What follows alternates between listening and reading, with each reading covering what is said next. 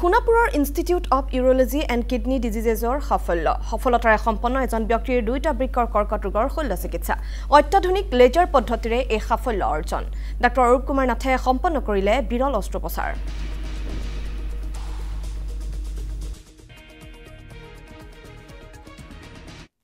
এই বিশেষ ধৰণৰ অস্ত্ৰোপচাৰটো যেটো খুবেই জটিল আছিল 2টা কিডনিতে তেখেতৰ ক্যান্সাৰ ধৰা পৰিছিল আমাৰ যেহেতু কিডনি হস্পিটেল এই বিশেষ হস্পিটেলখন চহৰৰ যানজট প্ৰদূষণৰ পৰা বাহিৰত আমাৰ উদ্দেশ্য এটো আছিল যে আমি হস্পিটেলৰ ভিতৰতে এটা অতিথিশালাও আমি ব্যৱস্থা কৰিম যেটো আমাৰ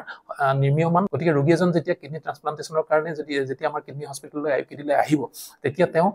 এই গোটেই প্ৰসিডিউৰটো যিখিনি সময় লাগিব সেই সময়খিনি খুব কম খৰচত আমাৰ হস্পিটেলৰ চৌহদতেই থাকিব পাৰিব কিন্তু আমাৰ অবজেক্টিভটো সদায় এটাই থাকে যে মানুহবিলাকক ক্যান্সাৰ অ্যাৱাৰনেছটো আহিব লাগে ইউৰোলজি ক্যান্সাৰ বিভাগ কাৰণে বা বেলেগক ক্যান্সাৰ কাৰণে কি লক্ষণ হয় পেশেন্টৰ লক্ষণবিলাক যদি আইডেন্টিফাই কৰিব পাৰে তেতিয়া আৰ্লি ষ্টেজত ক্যান্সাৰটো ডিটেকচন হয় আমি এই ধৰণৰ ট্ৰিটমেন্টটো কৰিব পাৰিম